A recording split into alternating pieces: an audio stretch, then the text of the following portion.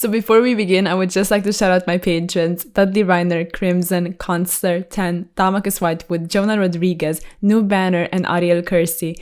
I'm very grateful for your support, and if any of you want to support me on Patreon, you can always find the link in the description below. Hey guys, I'm Naya, and welcome back to the channel. So for today's video, we need to talk about what just happened at YCS Rio. Without any further ado, let's just get right into it. Let me know down in the comments what you think. Of course, I want to know your thoughts and opinions because I'm sure you have a lot of them. My couple cents on this. What I think an issue is with a card like Mystic Mine, or we could say Mystic Mine specifically, is not its effect, but it's the amount of copies we have in the game because of how accessible it is.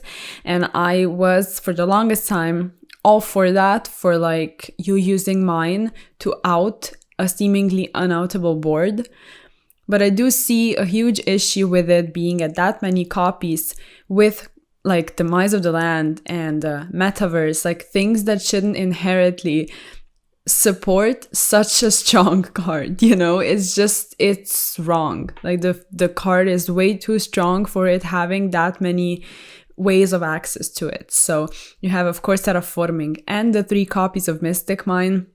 And that's what I think the issue is. And since we're talking a lot about a possible ban list coming sometime soon, I think the way mine should be addressed is with it being limited. Now, you might disagree with me, but I still think the amount of copies is the issue, not the actual card. But when it comes to a deck like Mystic Mine Burn, no, this I haven't an issue with, to be perfectly honest with you. I don't really care for strategies like that. I think they are insane, and I'm very much against stuff like that. I think a deck like Mystic Mine Burn should never exist. And it's wild that it managed to actually win the event. But at the same time, probably not, just because not every single deck runs that many outs and can actually afford to do so. And at this point in time, even though that's really weird, some players still are not ready for it. So it happened. That's pretty much all I have to say. We'll see if it gets addressed. I don't have the deck list yet. I'm not sure if it's available online, but I figured it's a standard Mystic Mine Burn deck list. So there's that. Sorry, this was a long intro. I just wanted to say a couple things. So we're just slowly going to go over the top 32 and so on top cut, and then a couple deck lists, and that's going to be it. So looking at this top 32 breakdown, it's very diverse, and I'm a huge fan of that. I think that's just nice to see. And we have Tearlament, and it's obvious that it's very highly represented. And after the European Championship, it became obvious how this deck is just incredible. And at some of the bigger events before, it just couldn't really start doing anything yet because players didn't really develop every single way in which this deck could be played yet. But with the European Championship and now YCS, things are becoming much more apparent. And we also have a big representation of Mathmech, and I like to see this. I'm a big fan of this because I think the deck is really nice. And again, it just wasn't able to shine yet. And then to just quickly go through the other ones, Marine says Flunder. It's really cool. Then Amorphia is an interesting one. Mine Burn, obvious. And then Tri Brigade, Rika, and Branded. So no Sword Soul. And there's really no Adventure Synchro combo stuff, which is also really interesting. And then just looking at the top, let me find it. Top 16. Okay, so Mathmech Branded. Okay, so this was the one I wasn't sure of, which decks actually made it alongside the ones that shared the top cut, and it was Branded. So if we look at the actual top cut, you only have 4 different decks, because Mine Burn is one of them, but the other ones are more represented. So you have the 2 Tearlaments and 2 Sprites and 3 Mathmech, and one of them was able to get to the finals. We're gonna go through the deck list. So I think Mathmech overall is really nice.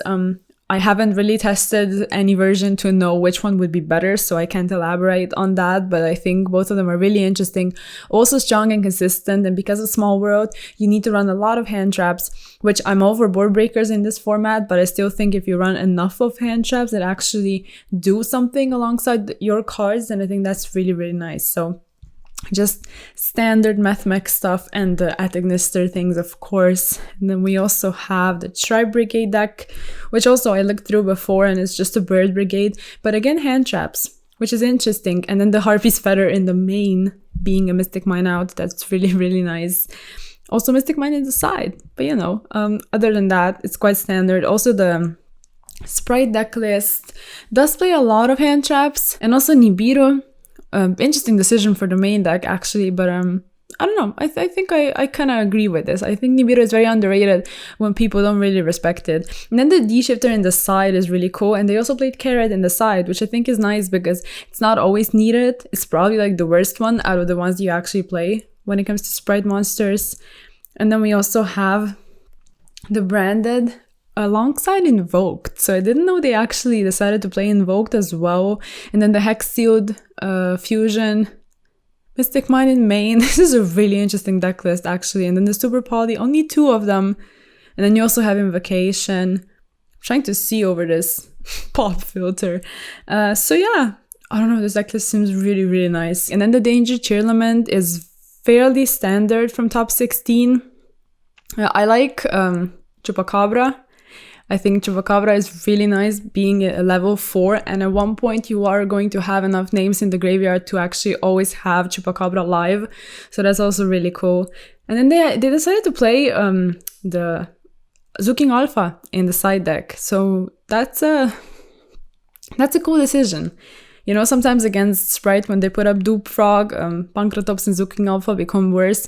But then again, they might not put up Dupe Frog because they're afraid of Super Poly. So that's something to think about as well. And then you have Dynamorphia. So the Dynamorphia in top 32, this is like very surprising to me. I didn't think the deck had any kind of potential. I didn't think it was that bad, but like, I guess to pair up a deck with a Dimension Shifter, that's really, really nice. But I am surprised that it's not Exosister, you know? But it is Dynamorphia, so I don't know, like a Rexstrum or Rexterm or however it's called. Like, it's an amazing card, but yeah, I don't know, it's kind of surprising to me. So yeah, then the other MathMech deck list does feature only the sort of basic stuff with Parallel Exceed as well, and then the hand traps and the Small World.